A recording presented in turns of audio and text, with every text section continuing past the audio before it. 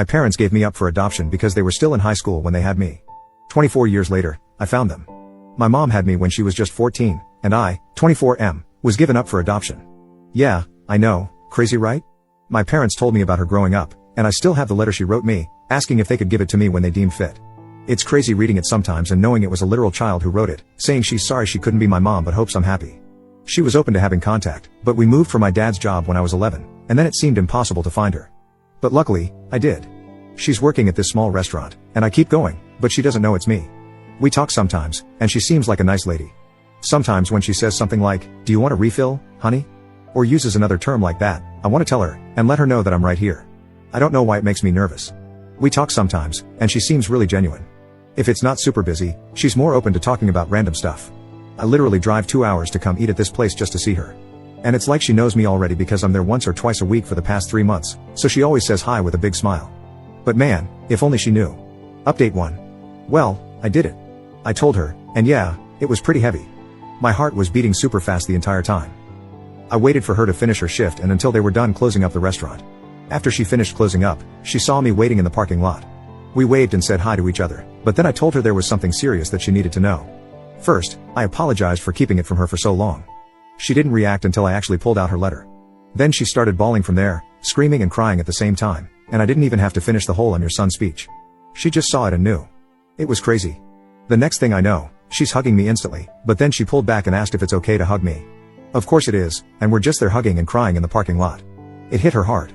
Her legs gave out for a second, so I had to actually hold her up while she's still hugging me for a minute. What really got to me was her saying, "Look how big you've got." Also, hearing her cry made me cry too. She went back to open the restaurant, and we sat in there for hours talking about so many things. We had coffee, ate a slice of their pie, and just talked about anything and everything that came to mind. She told me that the second time I came to the restaurant, she got a feeling that I felt really familiar, but for her, it was hard to believe it could be me. So that feeling she had was pushed way down. She told me that for years after I was adopted, she would see kids around my age and used to think they were me. Then she would start crying in public. It really messed with her mind and made her depressed, so she didn't want to do the same when she first started seeing me in the restaurant. She said I looked so much like my biological dad when he was younger. We talked about him too. They stayed in contact with each other, in case I ever reached out to one of them so it would be easier to contact the other. I didn't have any hope about finding my biological dad since he was never mentioned, so I'm glad they both planned for this future scenario. She told me about how they both wanted to keep me, especially my biological dad. He didn't want me to be adopted, but he knew they had to because they were just kids. It took him a long time to get past it after I was born. That's why he didn't leave anything behind, because he didn't want to believe he would ever get to see me again. We talked for hours, until almost 2 in the morning. She wanted to know everything about me, but her main concern was, am I happy? Were my parents good to me? Did I have a happy childhood? And I did. I told her, thank you for helping to give me this life. We both cried again, but she cried the most. Everything was very emotional for her. Sometimes she would look really happy, but then get sad again. After my 18th birthday, she was hoping I would find her, that's why she stayed in the same city. But since I didn't, she always thought maybe I resented her, wasn't told I'm adopted, or maybe had decided it was better not to have her around. It made me feel bad for not telling her sooner. She told me it's not my fault, and I did the right thing by going at my own pace. Honestly, she's so sweet. The way she kept looking at me with the biggest smile made me emotional sometimes.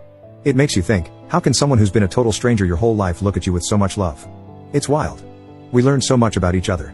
She asked me if we could have dinner soon to keep talking, and if, at some point in the future, I'm interested, come over to her house so I can meet her husband. That all sounded really great. We exchanged numbers, and after I left, she sent a text telling me thank you for giving her this gift that she didn't know would ever come. My girlfriend came over, and she hugged me while I cried. I wasn't sad, these were happy tears. Everything went better than I expected. There was still emotionally heavy stuff, but I'm still glad that we got to open up to each other. Update 2. Lots of you asked to let you know how it goes meeting my biological dad, and to say it was emotional is an understatement. To be honest, this was more nerve-wracking for me because I didn't know anything about him. With my bio mom, it was different because I watched her from afar and got to know her a little before it all came out. I asked my bio mom if she could be there too just because she knows him better, so it was the two of us waiting for him at this park. He was already crying before we even got to him.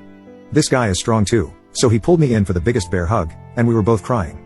He told me he wants me to know that they loved me so much, and he loves me. I lost count of how many times he'd come back in for one more hug. This definitely got to him, and he kept saying, "Thank you God," a few times while looking at my face. Hearing him tell me how much they loved me even back then meant so much to me, and not gonna lie, that had me holding him tight too. I'm sure to everyone at the park, it was weird seeing 3 crying people. My bio dad said he cried so many times just driving over here, he didn't think he had any more tears until he saw us. When we were all sitting down, it hit me that my bio mom was not kidding when she said we look alike. Obviously, he's older, but still, the similarities were crazy. He brought gifts too, which was a surprise. It was really nice. He told me I don't have to keep them if I don't want to, but he felt weird not coming with anything, and he's wanted to give this to me for a long time. One was a teddy bear holding a picture frame of him at the hospital holding me. He was 15 years old. It's still crazy to realize that. The other thing was a journal. The journal thing was stuff he said he started writing to me years after I was adopted. He was in therapy, and that helped him cope, thinking he would give them to me one day, his way of still feeling connected to me.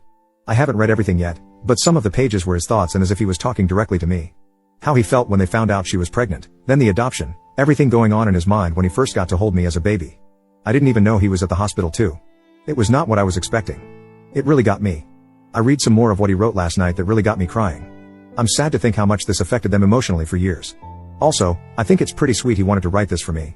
We talked about his own life, which was pretty hard, his struggles with home life and the feelings he had about giving me up.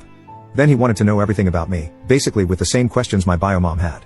I made sure they knew they made the right decision because my life was pretty great.